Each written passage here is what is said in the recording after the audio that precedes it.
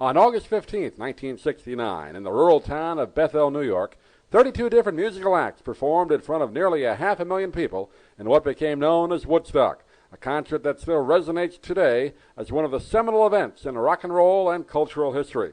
Reporter Mike Eisgrow, a Suncoast resident now, covered the event for WNEW Radio New York on that historic weekend.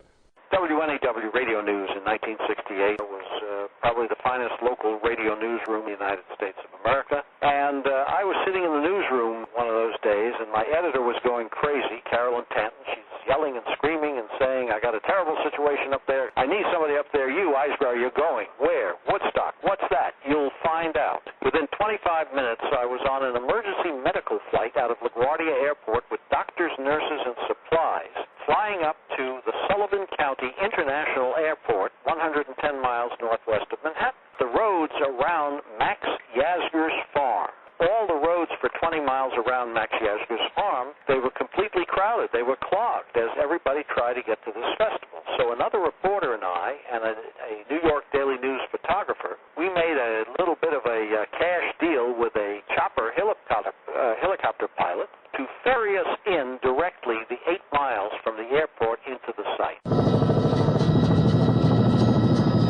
This sight isn't hard to believe.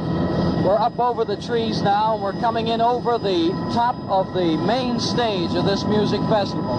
And for easily a half a mile, all we can see on this hilltop are people. Hardly had I got off the chopper, then the first kid I met was stark naked. He's walking around happy as a clam and apparently high. His was quite an interview. You're as naked as a jaybird. You gonna drive? No, not me, thanks. Okay.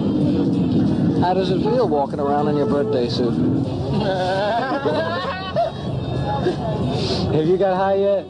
Not yet, no. Man, you really should. Nobody seems to be bothered by the type of outfit you're not wearing. It doesn't seem to bother you either, does it? No. Are you high now? Yeah. And that doesn't bother you either? No. I think it's beautiful. WNEW reporter Mike Eisgrow describes the scene for the concert. Everywhere you looked, there was mud, there was rain.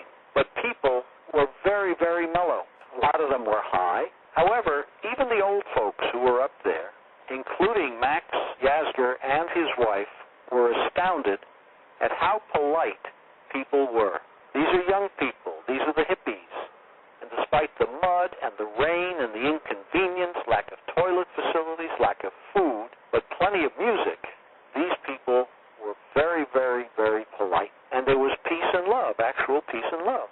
There were no fights. Nobody got killed. There was one accidental death after a fellow got run over by a truck, but that was it. And all the while, round the clock, you had the great groups that were brought in, people like Richie Havens, the Grateful Dead, Jefferson Airplane, Janis Joplin, Jimi Hendrix.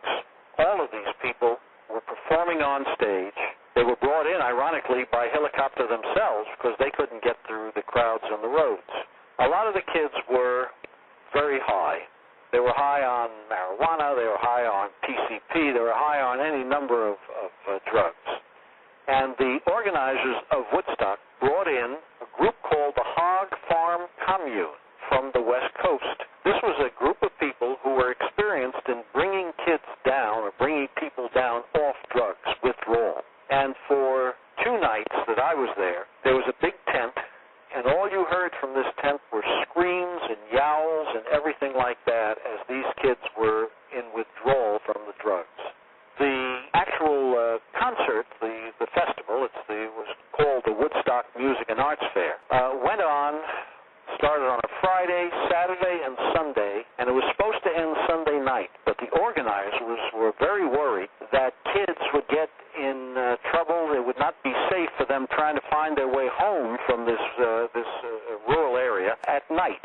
And so they prevailed upon groups, including Jimi Hendrix, to keep the music going into Monday when it was light again, and the young people could find their way home by foot, by car, by bike, any way they could. And what has happened to the land that the Woodstock concert took place on? Well, quite a bit.